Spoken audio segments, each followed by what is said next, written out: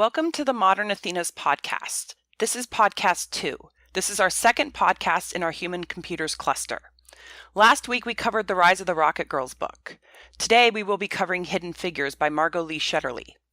You can order both The Rise of the Rocket Girls and Hidden Figures through the Amazon link on our website, modernathenas.com. If you haven't listened to episode 1 yet, we urge you to listen before our next podcast, because in our next podcast we will be comparing The Rise of the Rocket Girls and Hidden Figures, and we will also be answering listener questions about the two books. At the end of today's podcast, we will talk about how you can submit questions to us and also how you can engage with us in some discussion about the two books before our next podcast. So getting to today's book, Hidden Figures follows the account of 4 African-American women computers who worked at the Langley Memorial Aeronautical Laboratory in Hampton, Virginia. At the beginning of the book, Langley was the oldest outpost of the National Advisory Committee for Aeronautics, NACA. Later, it would join the newly formed NASA.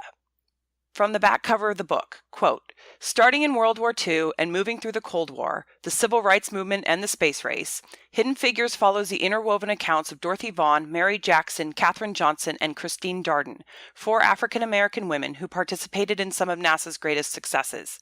It chronicles their careers over nearly 3 decades as they faced challenges, forged alliances, and used their intellect to change their own lives and their country's future." End quote. So we chose to tell these women's stories because the women embody Athena's characteristics of leadership, justice, wisdom, and a sense of purpose. They were intellectual Athenas, brilliant at math and engineering, focused on leading by example, and bringing about change by changing one person's opinion at a time. They also worked tirelessly to ensure that the women that came behind them had opportunities beyond those that were afforded to them. The women persevered through gender and racial obstacles and changed the world by doing so. Before we begin discussing these modern Athenas, Sonia and I just want to take a moment to recognize that as white women, we do not have the racial or cultural perspectives or life experiences of the women in this book. However, we believe it is important to tell their stories. Additionally, the author refers to these women at various times in the book as Negro, Black, and African American. While we understand and recognize that each of these terms holds their own cultural significance, unless we are quoting directly from the book, we will be using the terms Black or African American in order to encompass important racial, cultural, and historical aspects of the community discussed in the book. So first we want to talk about the creation of the unit that these women worked in. So we begin our discussion in 1935 at Langley. Quote, "Langley's first computing pool, started in 1935, had caused an uproar among the men of the laboratory. How could a female mind process something so rigorous and precise as math? The very idea, investing $500 on a calculating machine so that it could be used by a girl? But the girls had been good, very good, better at computing, in fact, than many of the engineers, the men themselves grudgingly admitted. With only a handful of girls winning the title mathematician, a professional designation that put them on equal footing with entry-level male employees, the fact that most computers were designated as lower sub-professionals provided a boost to the laboratory's bottom line. Virginia Tucker, Langley's head computer, ran laps up and down the East Coast, searching for co-eds with even a modicum of analytical or mechanical skill, hoping for matriculating college students to fill the hundreds of open positions for computers, scientific aides, model makers, laboratory assistants, and yes, even mathematicians.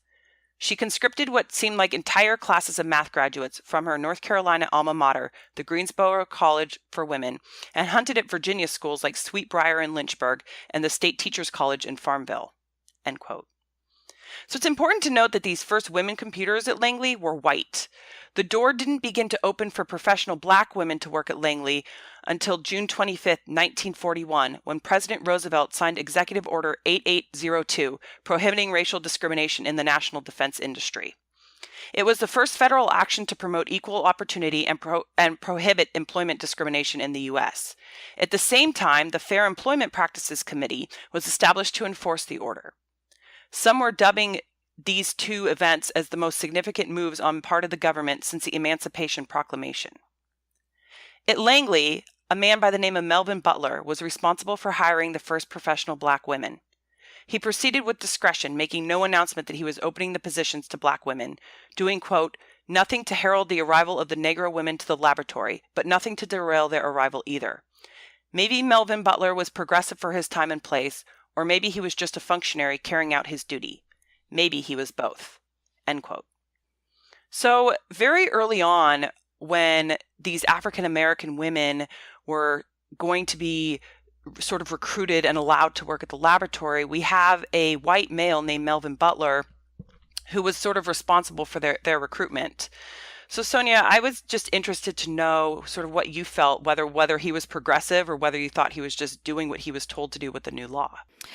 Well, I think that throughout this book, actually, a theme started to emerge where there's kind of this duty or law or rule that people responded to in different ways based on maybe their beliefs. They either used it to justify their maybe negative and aggressive behavior, or they used it to justify maybe their progressive and positive behavior. And so I think Melvin was both. He was maybe relieved that he could kind of work through this controversial environment in the way that he felt maybe most in line with, which was kind of this progressive, okay, I'm going to allow these women to come in. I felt that way because he said he did nothing to derail their arrival. And I think that he was kind of maybe discreetly allowing this new step forward to really unfold. And so I think it was both. And I think in light of this kind of divisive, controversial time, he probably felt relief that he could avoid the controversy and still move things forward. Yeah, I thought it was really interesting. I definitely agree that it likely was a little bit of both, but I also wonder when I was reading through this book, it was very clear that, science was the focus of all of the people that worked at the laboratory. And this book takes place in Langley, Virginia, which was at that time in the deep heart of the segregated South. And I felt like there was this divide, and we'll talk about it more a little bit later, but between the community outside the gates of Langley and Langley itself. And I just wonder for Melvin Butler whether or not his hiring practices were more focused on obtaining good computers, good mathematicians, good professional women, and less focused on what race the women were. Well, maybe he saw the segregation as inhibiting him to get the best candidates. And so maybe there was relief there that now he can finally contribute to the mission in a really meaningful way by finding the best qualified. And some of those happen to be these professional Black women. Right, I agree. It was almost like he was able to open up a whole labor pool that he needed to tap that he wasn't able to tap before. So on that note, let's go back to the book. Quote, as the laboratory personnel request reached the civil service, applications of qualified Negro female candidates began filtering into the Langley Service Building. End quote. The Roosevelt administration had struck down the requirement to attach a photo to the application on the basis that it was a discriminatory hiring practice. However, the race of the applicant was easily discerned by looking at the applicant's alma mater. Quote, West Virginia State University, Howard, Arkansas Agricultural, Mechanical and Normal, Hampton Institute, all Negro schools. Yet, if anything, they came with more experience than the white women applicants, with many years of teaching experience on top of math or science degrees. End quote. The book also mentions, in 1940, just 2% of all Black women earned college degrees, and 60% of those women became teachers, mostly in public elementary and high schools. Exactly 0% of those 1940 graduates became engineers. And yet, in an era when just 10% of white women and not even a full 1/3 of white men had earned college degrees, the West computers had found jobs and each other at the single best and biggest aeronautical research complex in the world. Working as a research mathematician at Langley was a very, very good Black job, and it was also a very, very good female job. End quote. Not everyone could take the long hours and high stakes of working at Langley, but most of the women in West computing felt that if they didn't stand up to the pressure, they'd forfeit their opportunity and maybe the opportunity for the women who would come after them. Quote, they had more writing on their jobs at Langley than most. So these modern Athenas took a chance on leaving their traditional teaching profession behind and joining the growing Langley workforce. And they came to Langley from all around the East Coast. Many of them were already established teachers, wives, and mothers. They took a risk in leaving their steady employment to come to work at Langley as temporary employees. They had no idea what the future was going to hold for them or whether Langley would even be a long-term opportunity. And yet they still came. And I think it's important to note what was going on around 1943, which was, here we come, we're going to start to come into World War II, and Langley was playing a prominent role in airplanes. So they were hiring they were hiring a lot of temporary civil service employees, which were most of the positions, or those were the type of positions that these women were being hired for. And I did a little research to learn more about the statistics. And so I did some research on population just to get a better sense of the numbers and the competitive nature for the job. And so there were 13 million blacks in 1940 and 130 million whites in the US in the same year. So 2% of black women was about 130,000 people, and 10% of white women was 6.5 million people.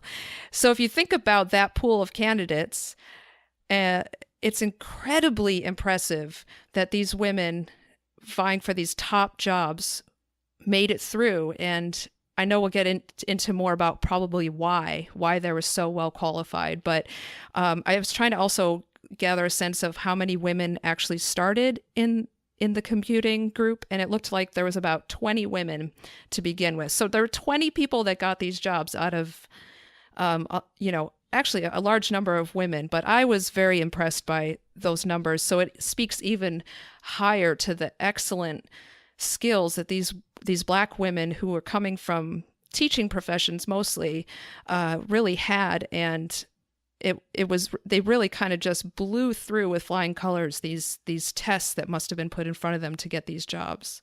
Yeah, and it's interesting because when they went to school, a lot of them went to school and got degrees in areas like mathematics, but the only opportunities open to them professionally were to teach mathematics. So they would leave school knowing that their sort of destiny was to become a teacher, and they didn't have a lot of hope to be able to move beyond that. And so when these jobs first opened up at Langley, it was a whole new career path and career field that they could apply into and sort of start.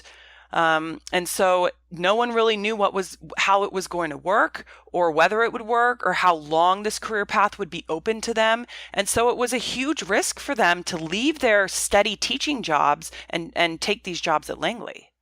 And that shows a lot of their bravery and courage, which is a common thread as well. But just that stepping out into kind of this uncertain world of career, whether or not they would make it and leave behind the stability was a very courageous move.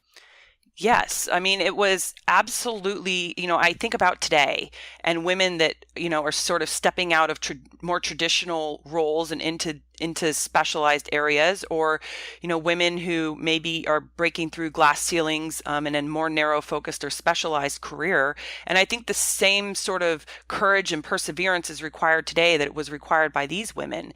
Just that unknown. It's, if you're the first one, or it's the first time that, a woman has been allowed to go into these career paths, you don't know what the future is going to hold. You don't know how well you'll be able to integrate. You don't know how well you'll be able to even do the job that you're being hired to do, because there's a whole host of factors that you just don't control. We should move on and talk about what it was like for these women once they were hired to work at Langley. So the computers were racially segregated at Langley, and I think that that's a critical distinction. Like I had mentioned a little bit earlier, Langley, Virginia sat in the deep South, and the governor of Virginia, which is discussed a lot in the book, was very pro-segregation. So, as these women were coming from different parts of the East Coast into Virginia, sometimes they were coming from less racially segregated areas into more very clear-cut segregated area here in the Hampton Roads in Langley area. So we go back to the book. The white women from the State Teachers College across from Dorothy's house in Farmville, and their sisters from schools like Sweetbriar and Hollins and the New Jersey School for Women performed together in the East Area computing pool. In the West Area computing office where Dorothy was beginning work, the members of the Calculating Machine Symphony hailed from the Virginia State College for Negroes, the Arkansas AM&N, and the Hampton Institute. This room, set up to accommodate about 20 workers, was nearly full. At the front of the room, like teachers in a classroom, sat two former East Area computers. So it's interesting because what we have at the very beginning is African American women being hired into these temporary computing positions, yet it is this, quote, separate but equal treatment. And, we're going to talk a little bit about whether or not it actually was equal at all, but it definitely was separate. The east area of Langley had the white computing area, and the west area of Langley had the African American computing group. They were geographically separated by a pretty fair amount of area. And as we'll discuss later, that later on leads to some interesting sort of problems and challenges. And, I think it's very difficult for us now to imagine what it was like for these Black women every single day working at Langley. Let's go back to the book. Quote, negotiating racial boundaries was a daily fact of Negro life. It was a proximity to professional equity that gave the slight such a surprising and enduring sting. Negro life in America was a never-ending series of negotiations, when to fight and when to concede. The cruelty of racial prejudice was so often accompanied by absurdity, a tangle of arbitrary rules and distinctions that subverted the shared interests of people who had been taught to see themselves as irreconcilably different. End quote. So we want to discuss two different examples of the ongoing racial prejudice and challenges that these modern Athenas faced working at Langley on a daily basis. And I think that these examples give us some insight into how they persevered through the challenges and stood as pillars of strength. And there was this quote in the book that I found that I think sort of well defines these situations. And I'd like you to kind of keep this quote in mind as we're going to be discussing these two different scenarios. Quote, sometimes the most important battles for dignity, pride, and progress were fought with the simplest of actions. End quote. So the first sort of situation or scenario we want to talk about are the cafeteria tables. So let's go back to the book to hear a little bit about how the cafeteria tables worked for West computing. Quote, most groups sat together in the cafeteria out of habit. For the West computers, it was by mandate.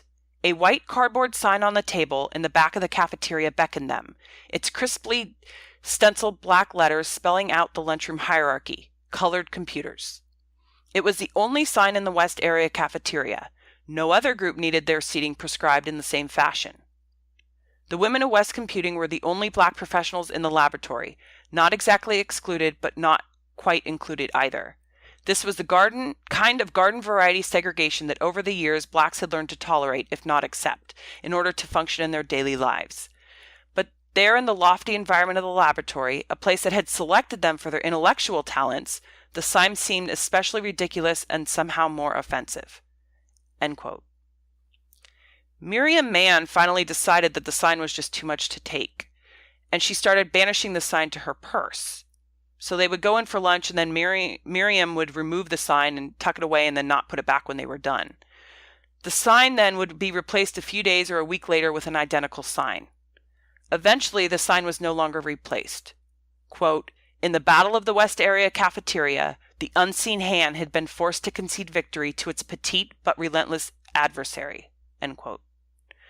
So I think that this is a really good example of some of the ways that these women were very brave and also persevered through the racial prejudice and discrimination to do their job and to be there at Langley.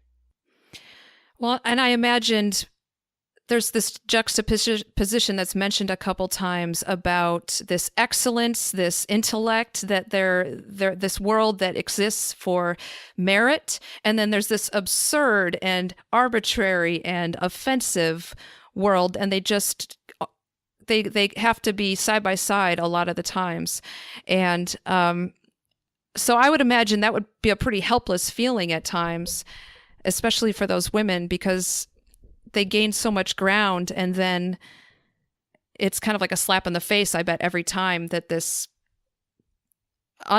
just completely offensive world was still around.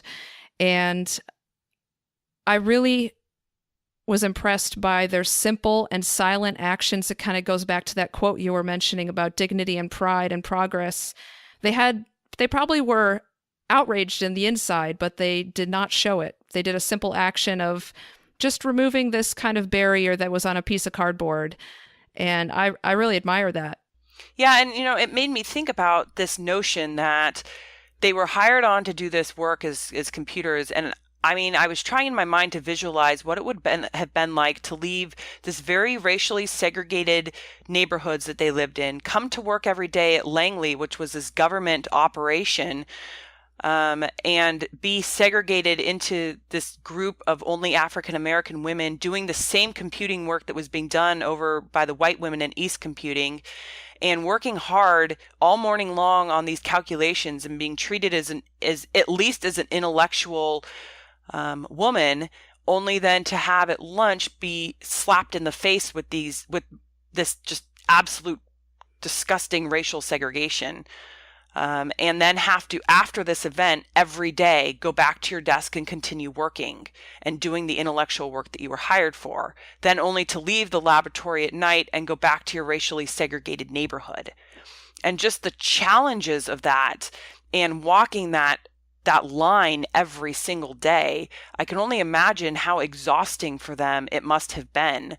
And yes, it was a fact of life, but that doesn't make it any less challenging or exhausting. That was the exact word that came to mind, was exhausting. And when we go look back at that one quote where it talks about life was a series of negotiations, when to fight and when to concede, I think it was also how to fight. And I think that they just probably became very savvy in their actions about how to kind of almost resist back against these absurd and offensive, circumstances that were juxtaposed against this just fabulous, excellent scientific progress that they were also a part of. Yeah, and it made me really consider thinking about today. And about society today, and the exhaustion that they must have felt going through this day in and day out, and how in today's society we tend to give up so quickly when we're faced with challenges, or we tend to avoid doing things that are going to require us to feel that level of exhaustion. And rather than persevere through that and fight through it and just hit it head on like these women were doing, I think today we have these tendencies to avoid. And so it made me really consider that and wonder, what are the things that I avoid sort of encountering or coming up against or pushing through because I think that they're going to be too hard, too tough, too long of a struggle. Well, and I think the stakes were really high. I think it talks later on about how if they didn't press really hard and do just 110%, there was no certainty that their job would continue. So it felt like the stakes were very high, even just getting the job and then keeping the job. And so I wonder what level of comfort maybe do we also enjoy now because some of these barriers have been broken through, and what are the stakes that keep us on our toes these days? I'd have to think about that a little bit more. Yeah, and I think that, it's definitely we've made progress. Definitely we're not there. And so I think we're on this journey as a society right now, and listening to the story of these women and the amount of just nonstop perseverance that they exhibited through the course of their time at Langley is pretty awe-inspiring. And I just wonder if women did that today, more women did that today, what kinds of things could we conquer? So, I would challenge people to really consider looking at their life and really wondering, what are those things that I'm avoiding doing or because I know that they're going to be difficult, and to, maybe reconsider that a little bit. So let's move on to our next example, which is a topic that is near and dear to a lot of women's hearts, the bathroom. And, we take the availability of a bathroom near our office for granted these days. That was not the case for West Computing. So let's listen to the stories of Mary Jackson and Catherine Goebel as they were met with the challenges of racially segregated bathrooms. So first we have Mary Jackson. And one day, Dorothy, who was the supervisor, and we'll talk more about Dorothy in a little while, but she was first the supervisor and then the overall manager of West Computing. and she was also African American. And she sent Mary Jackson to the East Side, where East Computing was, to staff her on a project alongside white computers. While the computing work was similar, the geography of the East Side was not. When Mary needed to use the bathroom and asked the white women where it was, they simply giggled at her. While there were certainly colored bathrooms on the East Side, most of the black professionals were on the West Side, so Mary did not know where the restrooms were that she could use. Quote, angry and humiliated, she stormed off on her own to find the way to her restroom. End quote. Quote, in the morning when the white women laughed at her, Mary had been demoted from professional mathematician to second-class human being, reminded that she was a black girl whose piss wasn't good enough for the white pot. End quote. I think Mary's story is poignant. Here we have a woman who is intellectually a peer, completely capable of doing the job. And the struggles that she's having aren't with the work, but are with society. And looking at that is this obstacle that she had to overcome. Well, and when it says the women giggled at her, all I could think of was like a school cafeteria, it's so infantile to giggle as a little group. And I was wondering, are they giggling because they're uncomfortable about what she's asking? Are they giggling because they really think it's hilarious that, oh my gosh, she doesn't have a bathroom near here? Or what was behind that? And but obviously Mary was also kind of, maybe she was she broke in this moment. She was angry and humiliated. She kind of had this outward emotion that seems a little bit hidden, or up until now.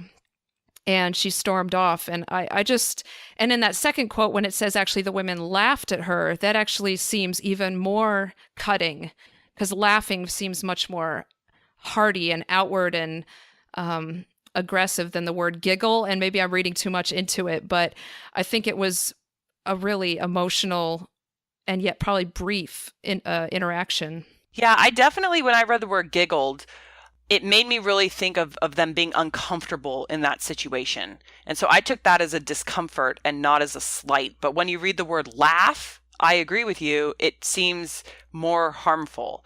And again, I don't know what the author's intention was by using those two terms, but I definitely, at least when I read it the first time, my sort of perspective was the white women were just incredibly uncomfortable about being in that situation.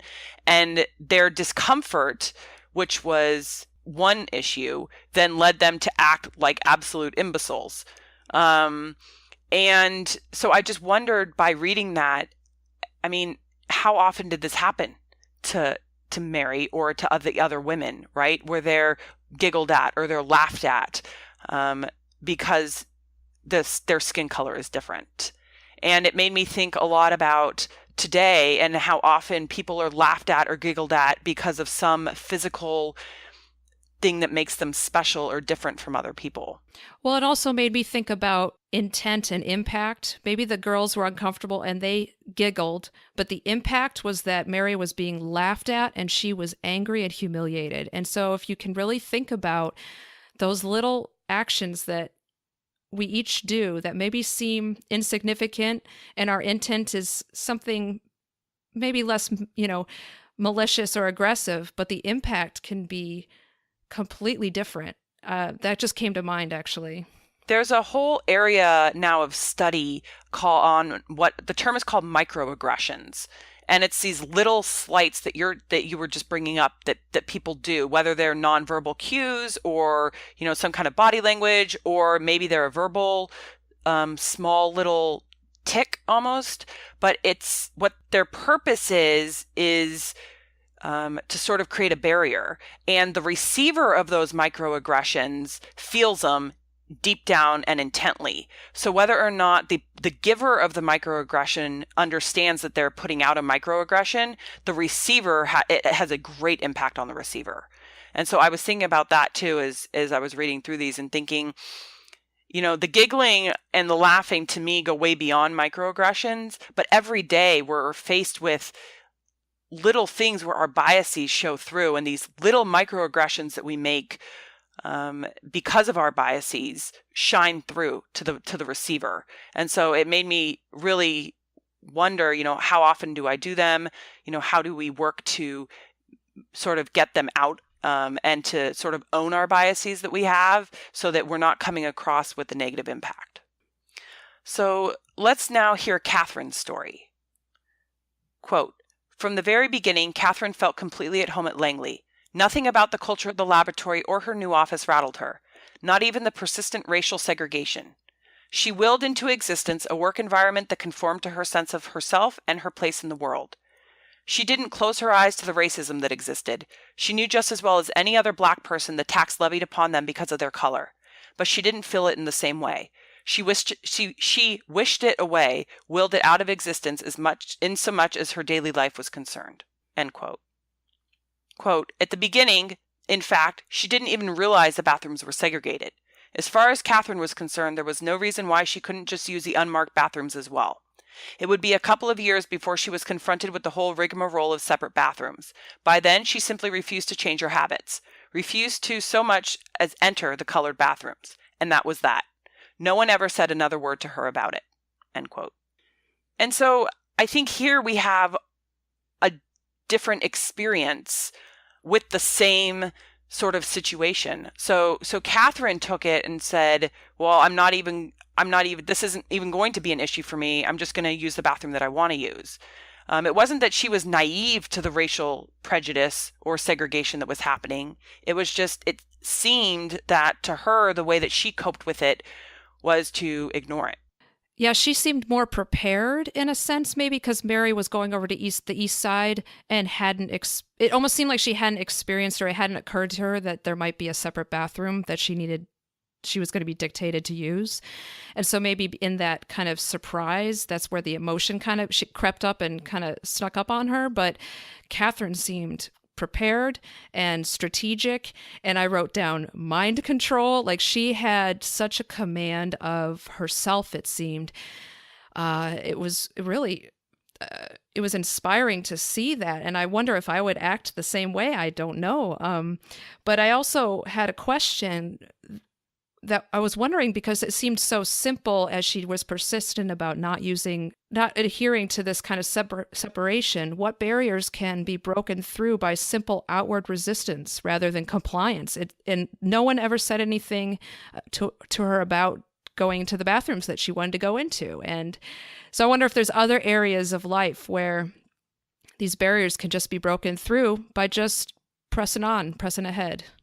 Yeah, and I wonder if some of the reason that it worked this way for her at Langley was because everybody was so focused on the science and math is what brought them all together. And so that was sort of the commonality of all the employees that were working there at Langley, and they were all working towards this greater good for science. And it almost seemed like at certain points in the book that the racial prejudice that existed outside the walls of Langley was a mere sort of almost an inconvenience inside of Langley, but it wasn't sort of so focused on. It wasn't this myopic focus that people had of it outside the walls. And I wonder if that wasn't because it was the science that was bringing everybody together. And so I do sort of wonder if Catherine had been working in a school, well, school would have been racially segregated, but if she had, used an unmarked bathroom in a public area, whether the reaction would have been much different. I imagine it was.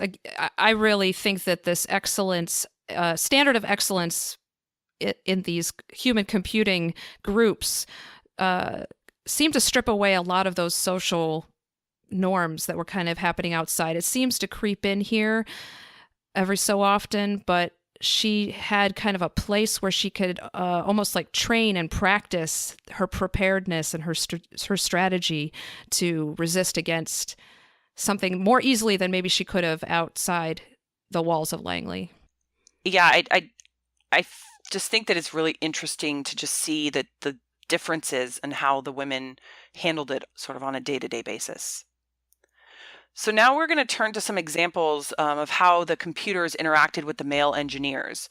And the challenges that the Black women faced as being seen as peers were multifaceted, because not only did they have to overcome the fact that of the racial prejudice that we've just been talking about, but they also had to overcome the fact that they were women in a traditionally male workplace. So let's first talk about Kaz Zarnecki and Mary Jackson. So here we go. Quote, Kaz Zarnecki wasn't about to leave brainpower on the table.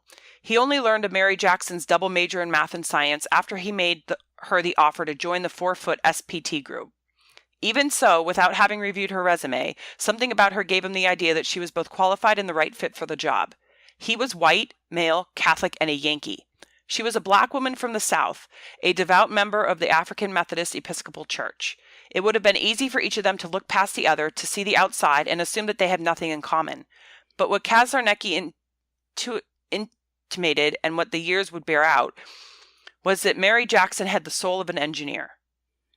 Zarnecki suggested that she enroll in the laboratory's engineering training program because her ability and her passion for work were abundantly clear. Most important, she now had a sponsor, a mentor willing to make her career and prospects for advancement his responsibility. End quote. So here we have a white male engineer from the North who basically took a shine to Mary Jackson and pushed her up the career ladder. Yeah, and I wondered at very first, because it seemed maybe uncharacteristic, that Kaz must have had positive women role models in his life to the point where they were high achieving and maybe really excellent characters. And so he was kind of drawn to that aspect of her and really saw her skill. It was apparent that he did. And so I really was refreshed by that he seemed to see her as a person and her soul of an engineer. And I thought that was a bright moment in some of this. And that's a really good point that you bring up, that he may have had very strong female role models in his life before he got to the lab. I mean, we don't hear the backstory of Kaz, but perhaps he had a very strong mother or a sister or a teacher or someone that he connected with that made him feel as though women were equal intellectually. And I hadn't considered that. And I think that that's really could be the basis sort of his ability to overlook what others got sort of stuck on as an obstacle. So let's talk next about John Becker and Mary Jackson. And this next situation sort of happened before Mary Jackson went to go work for Kaz. Quote, the best of the women made names for themselves for accuracy, speed, and insight. But having the independence of mind and the strength of personality to defend your work in front of the most incisive aeronautical minds in the world, that is what got you noticed. End quote. So think about that quote here as we're going to be talking about the interaction between Mary and John. Mary Jackson was given an assignment by John Becker, the chief of the compressibility division. As a division chief, he was just 2 rungs from the top of the ladder at the laboratory. Quote, Becker was the kind of guy the eager front row boys from the top engineering programs would do anything to impress. End quote. Mary finished an assignment for Becker, confident that her calculations were correct. Becker reviewed the output, but the numbers didn't seem right, so he challenged Mary. Mary stood by her numbers. After significant back and forth, it became clear that the problem wasn't with her output, but was with his input. Quote, her calculations were correct, based upon the wrong numbers that Becker had given her. John Becker apologized to Mary Jackson. The episode earned Mary a reputation as a smart mathematician who might be able to contribute more than just calculations to her new group. End quote. So I picked this sort of situation because I think that it transcended just not only the racial boundary, but the gender boundary. And this type of situation, I think, still happens today. And so I just wanted to, sort of discuss it a little bit. Well, and I thought in the beginning quote where it says, having the independence of mind and the strength of personality was what would get you noticed. That meant the expectation was dependence and weakness. And if you rose above that expectation of you as a woman, it was really seen as an extraordinary thing, whereas that was probably the expectation of men. So I really thought a lot about that as this was coming through. But at the same time, Mary, she stood by her numbers, but I wrote that she didn't take it personally when she was being questioned. She just showed that strength and that independence. And that's actually what kind of helped them navigate through this questioning period. Yeah, I definitely feel like this situation could still happen today. where a white man in a position of power underestimates a woman's abilities and a woman's potential. And I've witnessed it happening, and I'm sure it's happened way more than I've ever witnessed. But just this very notion that how could the man possibly be wrong? And when I read it in the book, it was at the beginning very clear that John Becker was 100% sure that it was Mary's calculations that were wrong. He didn't even entertain the idea that it was his input that was causing the output to be incorrect. And it was only when Mary persisted in saying, no, my calculations are correct, and the bravery that she showed in doing that. I mean, this guy is at the top of the food chain, and yet there she stood by the math and her work product and said, no, it was not my output. And only then, did he even consider the possibility that it was his input. And then there was still a tremendous amount of back and forth before he basically took ownership that, yeah, in fact, it was his problem that was causing the results not to come out the correct way. Well, and the fact that she stood by her numbers, she didn't become emotional. She was humble. She was, patient with him, it seemed.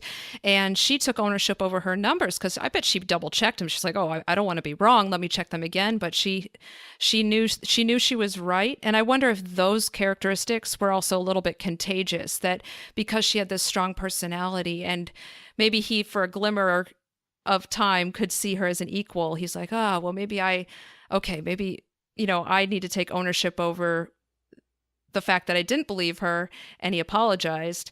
And so maybe, that's a positive change that's really helping the culture.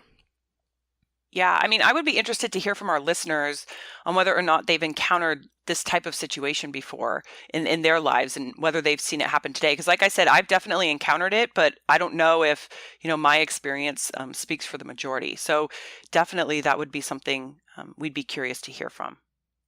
So let's talk a little bit about workflow and how the work flowed. So the way that the computers received their work was based in part on the fact that Langley was a large national defense bureaucracy.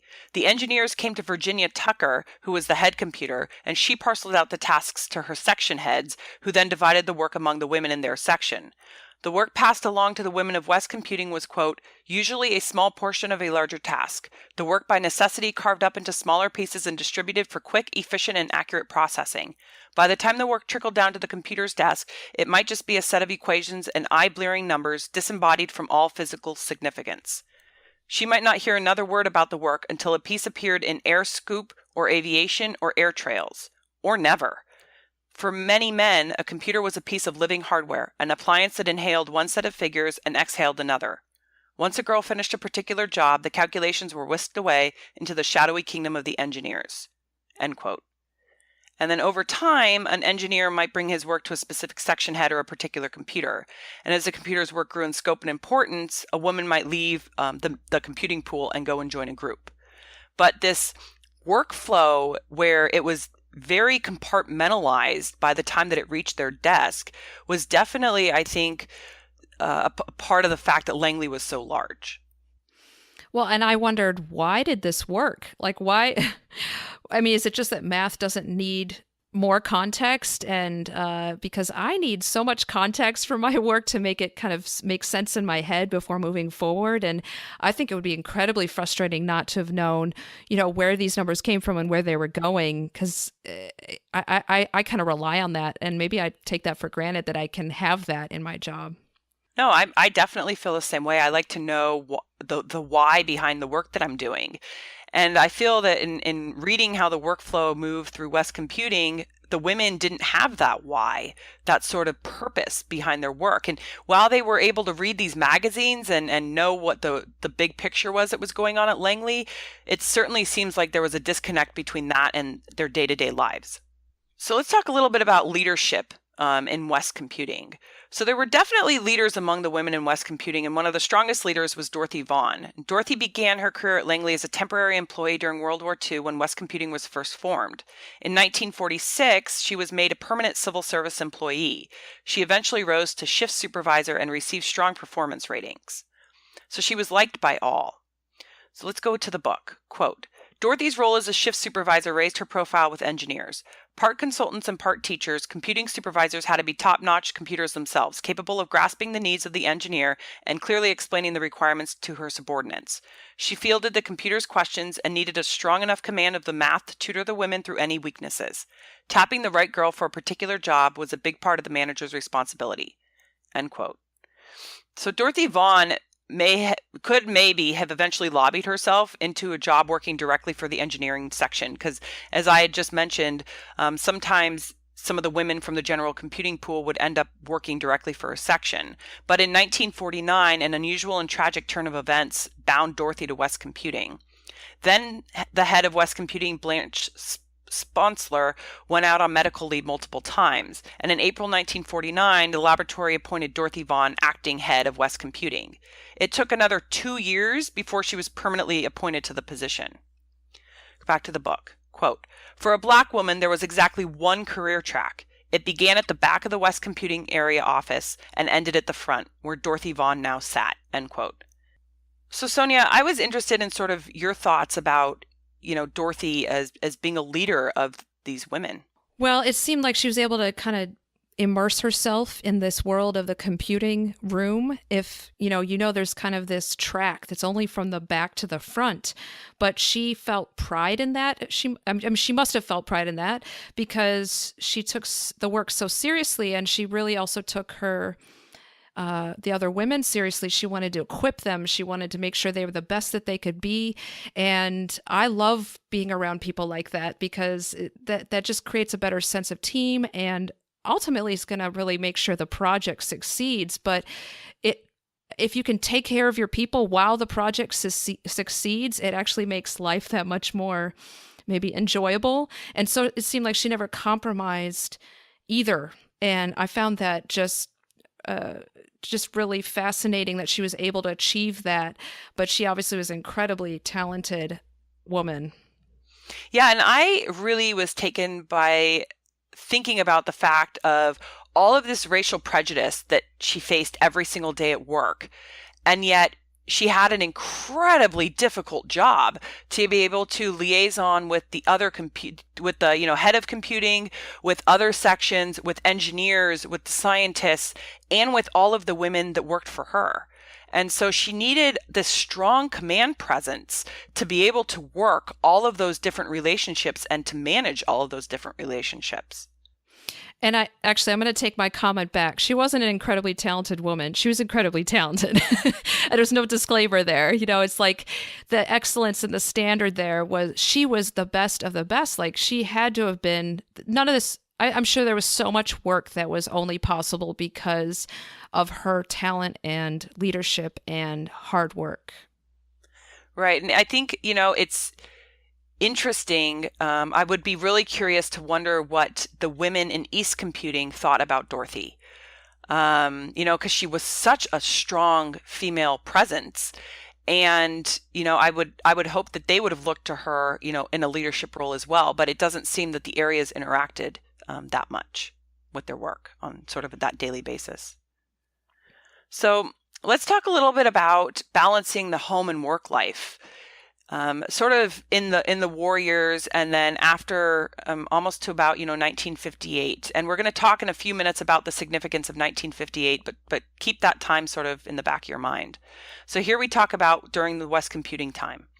The fact that Langley was located in the South complicated integration efforts at the laboratory, because as I previously mentioned, Virginia at the time was racially segregated. So housing in the Langley area was also racially segregated, even for employees who worked in nearly identical jobs or in the same group at Langley.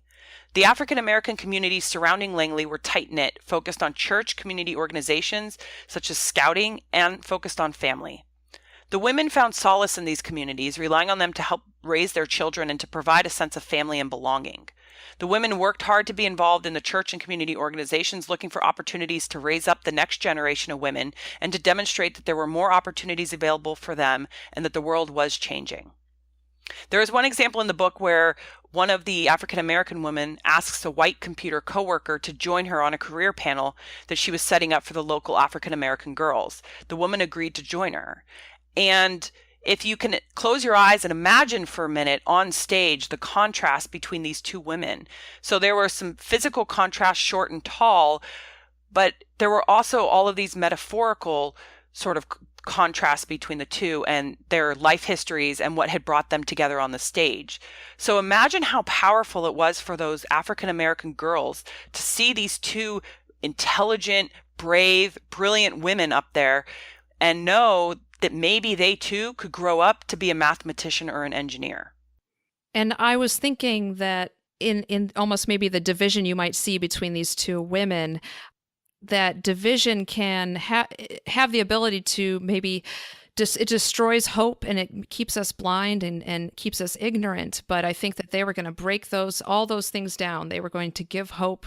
They were going to educate, and they were going to open the eyes of these young girls in a way that was just going to really change their world and set a whole new bar for them moving forward. Yeah, I agree. And I think that was one of those moments in the book that I really connected with and clung to, because I think it was such a great example of the power of the individual person and what one person can do to help change the journey of another. And so, both the African American woman and the white woman taking their time after work to be on a career panel to talk to young women about the possibilities that they could have. And if you can imagine, if they even changed one of those minds and maybe one of those girls in the audience became an engineer, that's powerful. So talk a little bit about this notion of a family and raising children. And taking time off after the birth of a child was not a possibility for many of these women. Quote, "There was never a question that Dorothy would return to work as soon as possible after the births of her last two children, as soon as they were old enough to thrive in the nexus of siblings and babysitters and boarders that provided their daily lives with care and structure. An extended stay at home to care for them simply wasn't an option. The family had always counted on her income, and now, more than ever, it was her job at Langley that provided all of them with economic stability." End quote. Another quote, "Like virtually every Negro woman she knew, she struggled to find the balance between spending time with her children at home and spending time for them, for her family, at a job." End quote. And I put these two quotes together because I think it really sort of signifies the struggle of these women to be able to balance these incredibly important jobs that they had that were very sort of high pressure, intense, and then to go home and be a wife and a mother and to raise children. And the book discusses a lot about how they leaned into their communities to help them raise their children. And, the quote mentions siblings, babysitters, and boarders, but it was more than that. It was a community that they built for each other in the Langley area, in these neighborhoods, that I think really provided them with a lot of strength. Wow. Yes, there were so many layers to how strong these women must have been. The fact that there was this intense financial pressure on them to keep their jobs, especially after having a child, which is physically and emotionally tiring and taxing, and to say the least. But then at work, the stress of just performing excellently, and then in this environment that was sometimes still remnants of this segregation and the racial prejudices and everything. I wonder where they got their hope and strength from. And I imagine it was from those communities and those families. They must have been very tight-knit, and the adversities that they all were sharing and working through together must have given her a lot of hope. I would love to have asked her, like, where any of these women got the strongest sense of strength and inspiration. Yeah, and the book discussed in some minor detail that a lot of the women were very active in their church communities. And I know for a lot of women today, they derive a lot of strength from their religious beliefs. And so I think, they got some from there. I think also maybe they got some from their families. Being very tight-knit, and from the people who relied on them to be bringing in this income. I mean, that can be a very powerful motivator. And I think a lot of this, these roles probably are even more prominent today, of these working women, and maybe obviously the same social pressures and same environmental challenges are are not exactly the same, but I think this is something that still exists, is this kind of external pressure and internal pressure that we put on ourselves to be everything for everyone. Right, right. So I want to talk now a little bit about sort of the end of West computing. And if you'll recall, West computing was set up in 1943, sort of at the beginning of the war, of World War II. And the intent was to fill it with temporary employees through the course of the war to provide that sort of computing background and expertise and sort of engines to be able to develop the aircraft at Langley that they needed for the war effort, and to continue sort of with the scientific discovery. But in 1947, at the end of the war, things began to change. And the West computers decided that they wanted to hold on to their jobs, whatever it took to do that. And again, remember, at the time, they were still temporary employees. So in 1947, the laboratory disbanded East Computing, and the veterans of East Computing left for permanent assignments in the various sections at Langley, and no new girls were hired into the pool to replace them. So all of the East computers now reported directly to their engineers in their sections or to the computer supervisors attached to a group.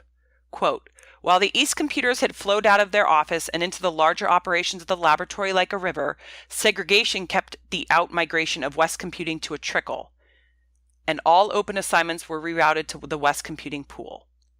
So here you have a decision that was made to disband the white East computing and yet keep the West computers as a computing pool rather than also integrating them to the groups. Quote, "Many white laboratory employees, particularly on the East Side, hadn't even known that an all-black computing group existed. A conservative minority saw the mathematical race mixing as a twilight of their civilization, but the West computers' competence silenced most of the dissent. Up close, it was difficult to object to good educations and mild middle-class manners, even if they came wrapped in brown skin." End quote. So by the end of the war, the women are now this fundamental part of the research and the lab, and yet we have this situation where there's these white laboratory employees, probably primarily in East area, who didn't even have an idea that West computing existed. We have a choice about our ignorance. Either we can be comfortable with it, or we can decide to learn more. And I wonder if there was any part of that, like they were comfortable in the separation, maybe, or and so they didn't wonder what was in the other half of the complex, or I don't know. Do you think it was any element of that?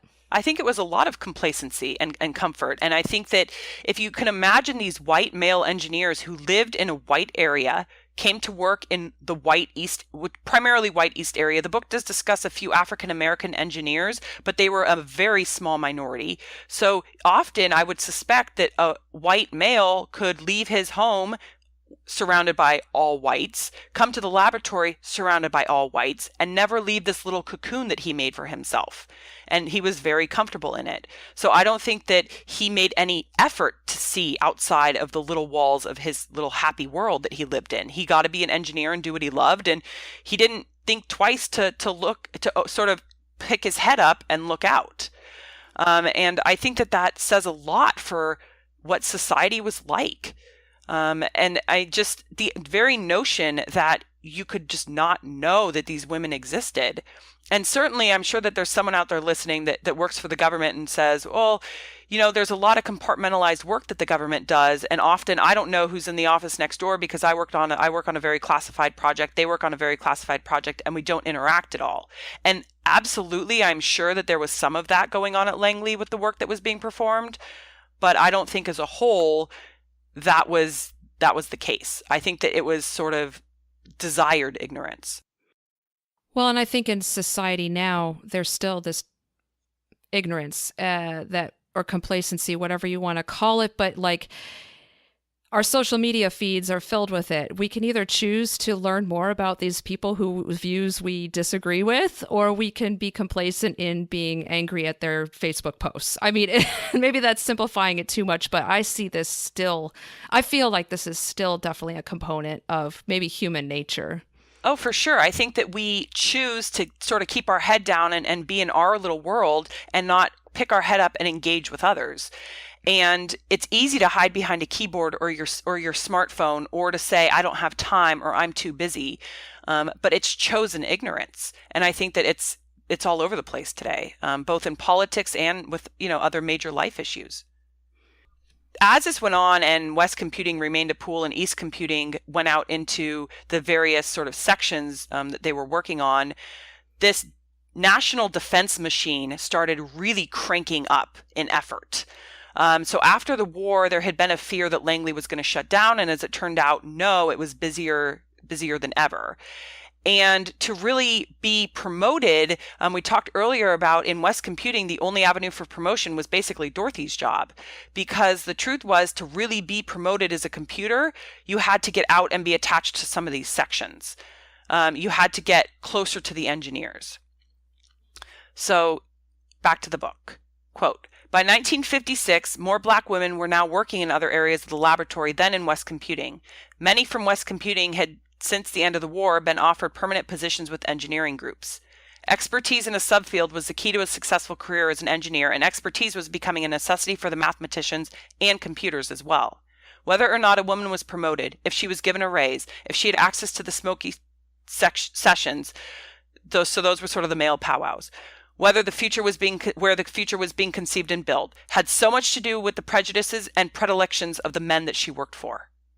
So, end quote. So you have this situation where the women, in order to move up, had to move out and leave the pools. And then even when they moved out and attached to these project teams or these work groups, their career paths were determined by the men in the group.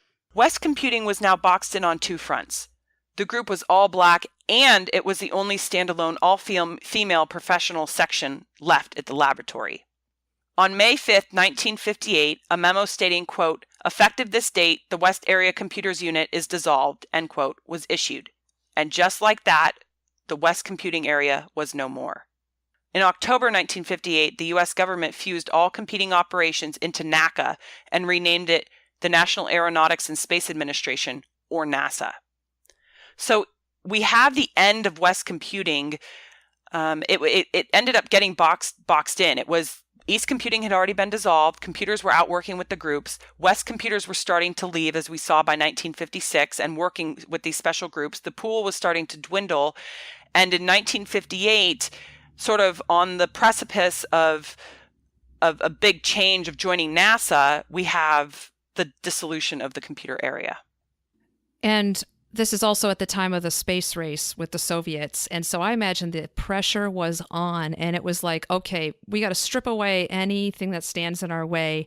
And while it says integration became like a requirement, it's almost like, okay, now we can disregard this segregation thing. Let's set aside these differences, and let's just get after excellence, and we know what we need to do to get the job done. Yeah, and I think that that's really important to mention. So here we have 1956, 1958. We're getting into Sputnik. We're going to start to get into the Mercury and Gemini, and later on Apollo, which Langley played a major role in.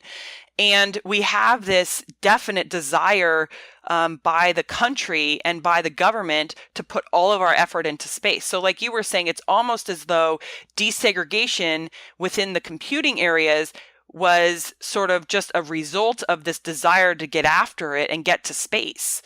And certainly it's questionable whether it would have happened and whether the desegregation would have been as rapid if that hadn't have been taking place, because at the end of the war, we saw the East computers move into the units, and yet West computing was left as a pool intentionally.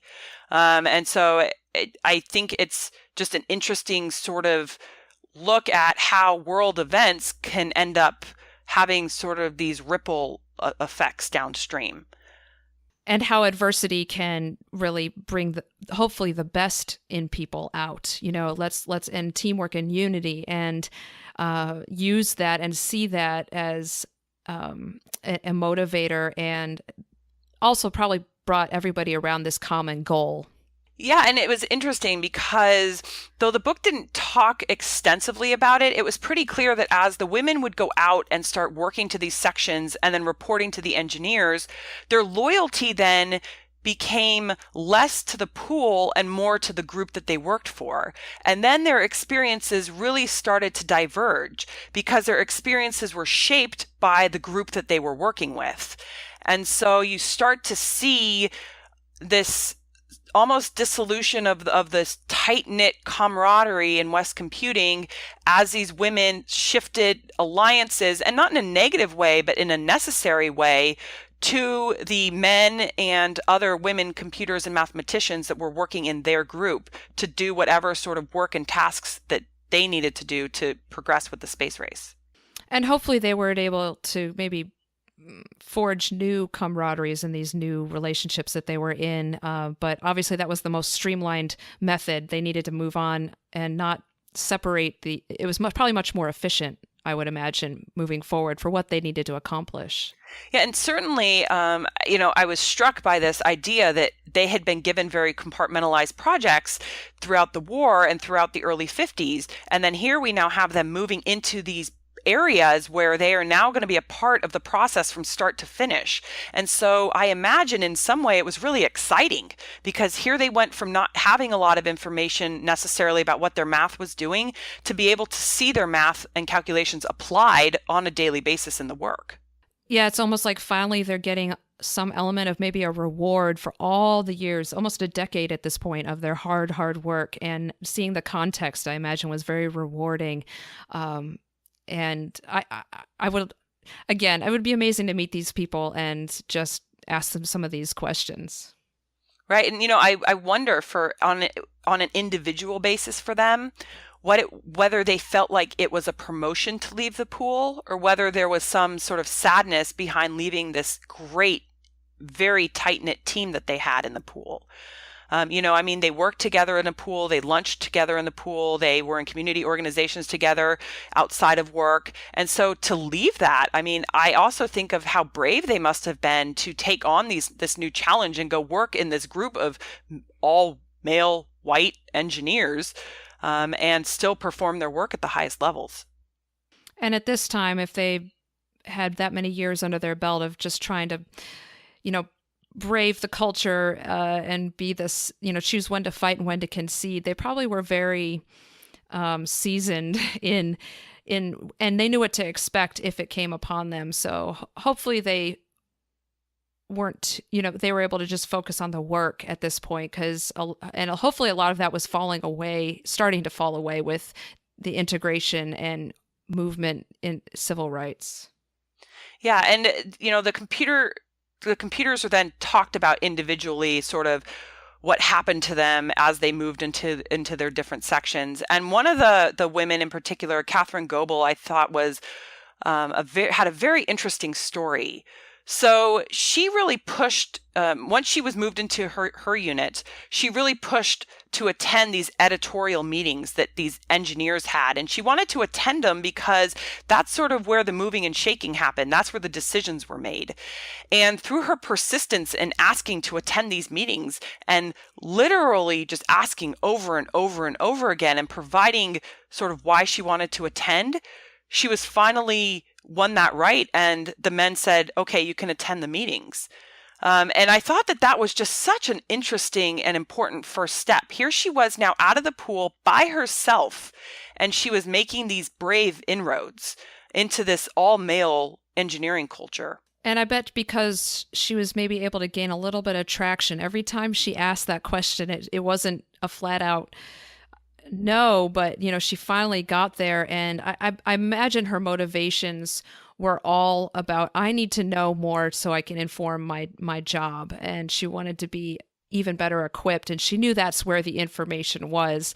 But it kind of harkens back to that simple actions and breaking through barriers, kind of just through persistence. It's really an incredible showcase of her strength. And it made me wonder in my life, what are those times where being persistent was the right thing to do? And I don't mean being a nag, but, persistently asking for a seat at the table, persistently asking to be a part of a team. I think we all sometimes give up at the first time we hear the word no.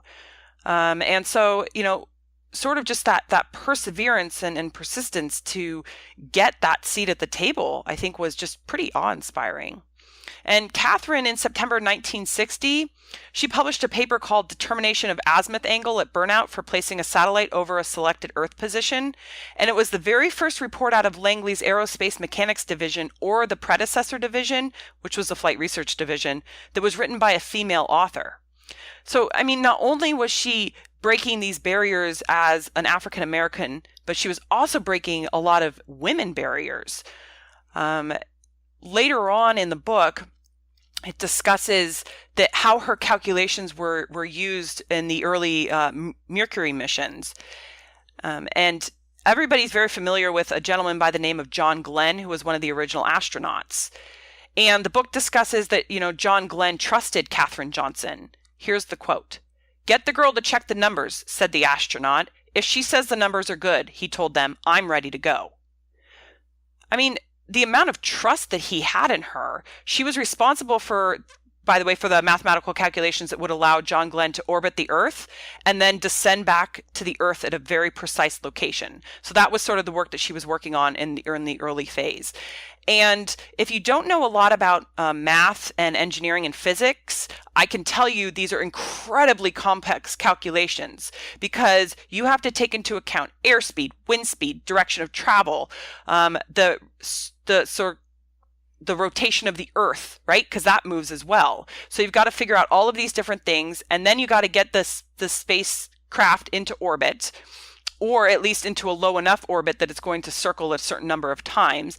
And then you have to do the mathematical calculation to know precisely where in the world this machine is going to come down in after it burns back up through the atmosphere.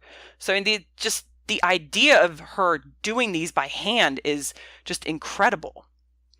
And after the flight, the book talks a little bit about Katherine Johnson's role. Quote, "The press surrounding Katherine Johnson's role in John Glenn's flight had made her something of a celebrity in the local community and among the small national network of Black engineers and scientists, but she remained modest about her work.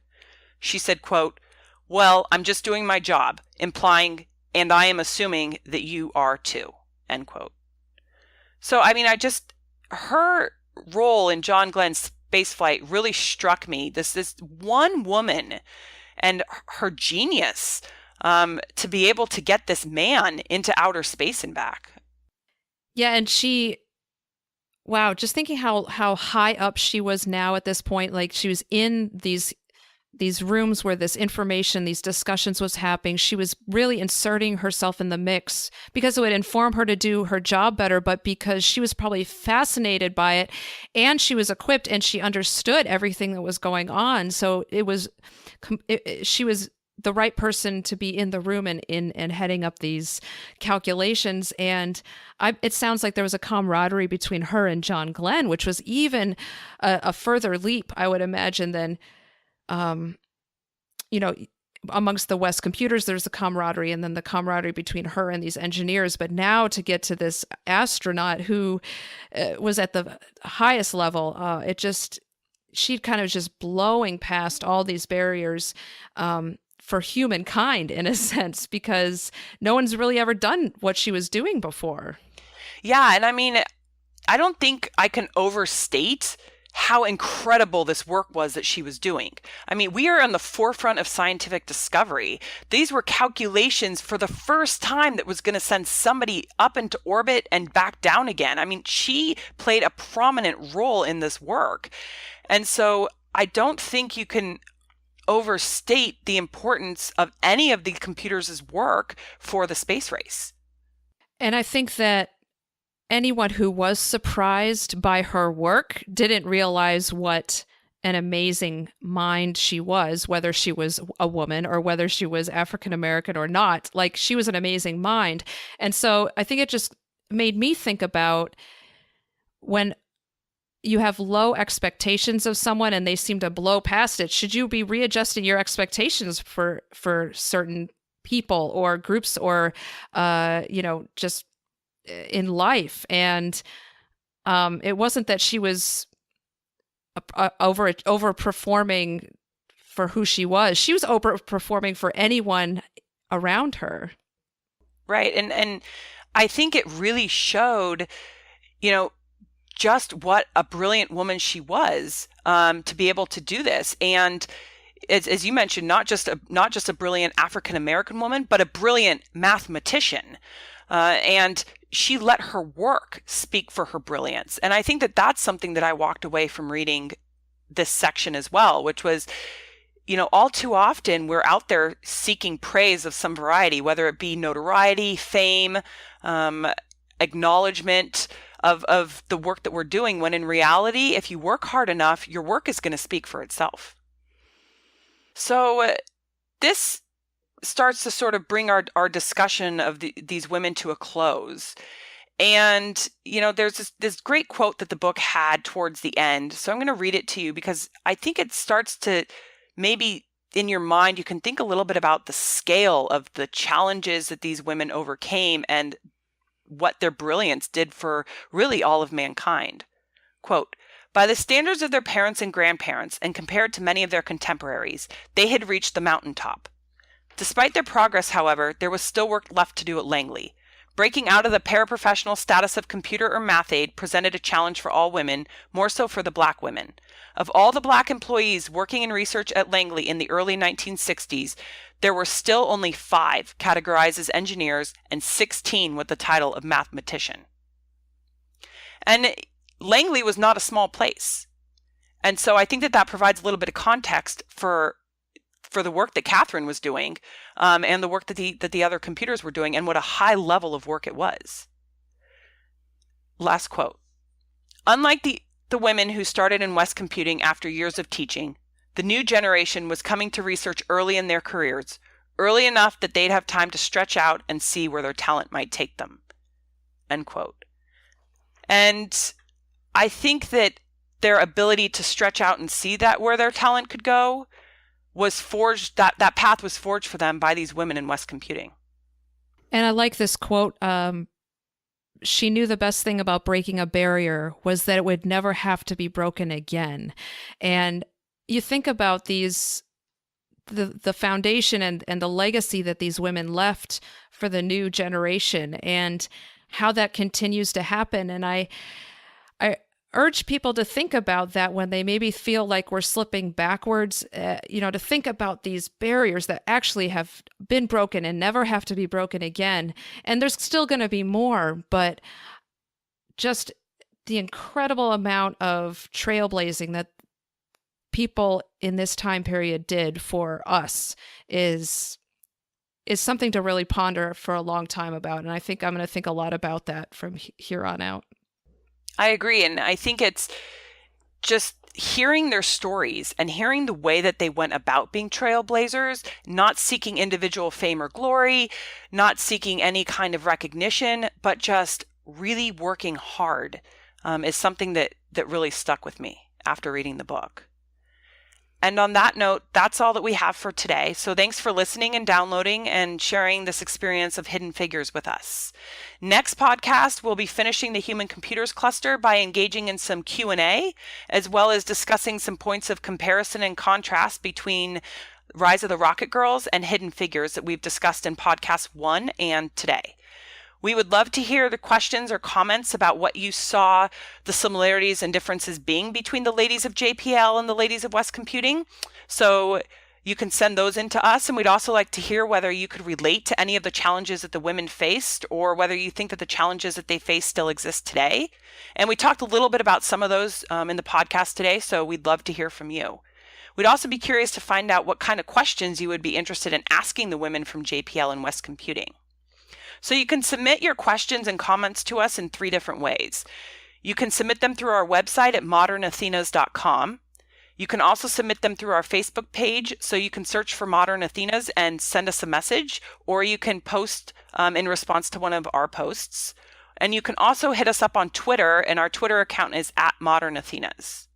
Our website also has some additional links and information related to the Human Computers cluster, so we urge you to check it out and read more about these amazing women. As we leave you today, we want to remind you to never forget that each of you, like each of the modern Athenas we discussed, has the power and capacity to be a change maker in your world. So work hard, dream big, and reach for the stars.